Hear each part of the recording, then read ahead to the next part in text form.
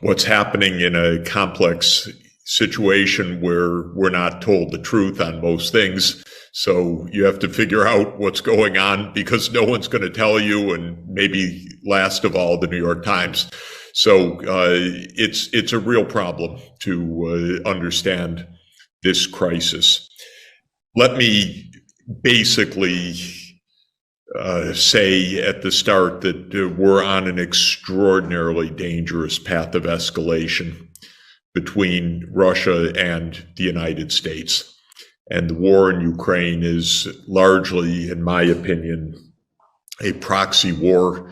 It's Ukrainians fighting and dying. It's American weapon systems, intelligence, so-called officials, strategists, tactical finance that is backing this war.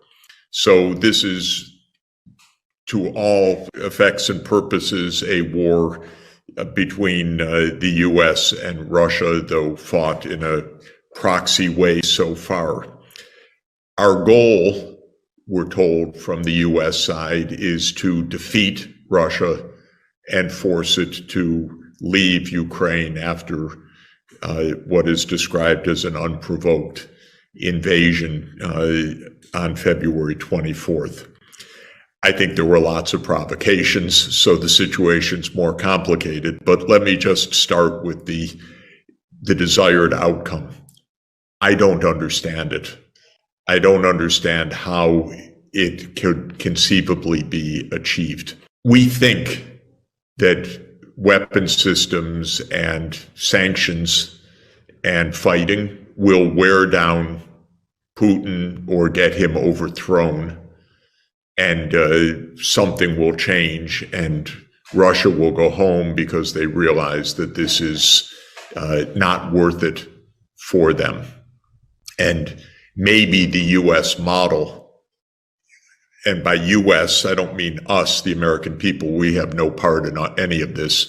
The model of those who are prosecuting the U.S. side of this is that it's like Afghanistan or Vietnam was for the United States, that after it gets sufficiently bloody and useless, you just go home. I think there's a huge difference, which is that from Putin's perspective, but I think it's more general than that. It's not just one person. From the perspective of the Russian political actors and elites, the situation in Ukraine is not like America in Vietnam or America in Afghanistan. It's exactly in the neighborhood. And so it's viewed in Russia, I think, I'm not sure, but I think in much, much starker terms, that we will not lose this war because this is a war about Russian security. That's the Russian view. Okay, you could say they're crazy, not crazy, but I think that's the Russian view. And if that's the Russian view, and our view is we're going to defeat Russia, and Russia's view is we're not going to be defeated, I don't understand what anybody really has in mind other than continued escalation. And it is shocking but not surprising that every day now we have stories, will he or won't he use nuclear weapons? As if this is just another casual story in some newspaper column, as opposed to the existential threat to our survival, which it is. So I believe we don't have a plan. I don't think we have a strategy. We want to defeat Russia, and yet Russia doesn't want to be defeated. And even if we could, which I have my doubts about, defeat Russia on conventional weapons basis, Russia has 1,600 active nuclear warheads and 6,000 warheads in total.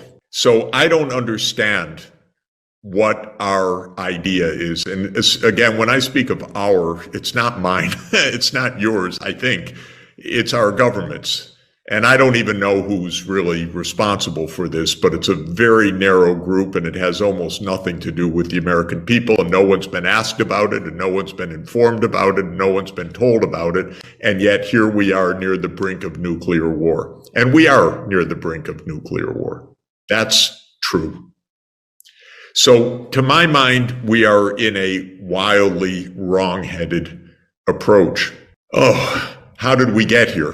Again, this is much contested. There are two very different narratives. One narrative is Putin has delusions of grandeur and thinks he's Peter the Great and he's going to recreate the Russian Empire. That's the American story we're told all the time. I have a very different view, which is that we got here because the United States just can't keep its goddamn nose out of anyone's backyard. And we kept pushing NATO enlargement. And I was there 32 years ago as advisor to Gorbachev and then advisor to Yeltsin and advisor to Kuchma, first president of independent Ukraine. And I was an advisor to Yatsenyuk just after the 2014 event. So I've watched this pretty close up for 32 years. And I think the US is the provocation. This does not play well in the US media. In fact, it doesn't play at all. I can't get an op-ed published in the US media. They're not interested. They don't want to have any debate at all. So I think it is absolutely true, by the way, that the US and Germany told Gorbachev in 1990. Gorbachev offered, by the way, to disband the Warsaw Pact. That came from Gorbachev. We said, if you disband the Warsaw Pact, we will not use the occasion to move NATO to the east. And that became a condition, actually, for German reunification. And it was absolutely explicit. Now, since our government lies about everything, the narrative is, oh, we never promised, which is not true. And there's a whole vast documentary record of the US promising no enlargement. Well, of course, as soon as the Soviet Union went away, we thought it was a juicy opportunity to enlarge NATO, and started with Poland, Hungary, Czech Republic, 1999, and then George W. Bush Jr.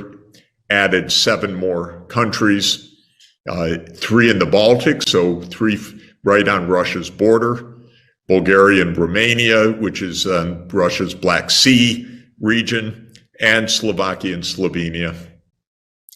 And we continue NATO expansion. And in 2008, Bush said, now we'll go to Ukraine and to Georgia. And to my mind, this was just absolutely the most provocative thing we could do. Because now we're pushing NATO right up against Russia's core security concerns. And the Europeans, many European leaders told me in 2008 how dangerous this was and how much they were against it, but the US calls the shots.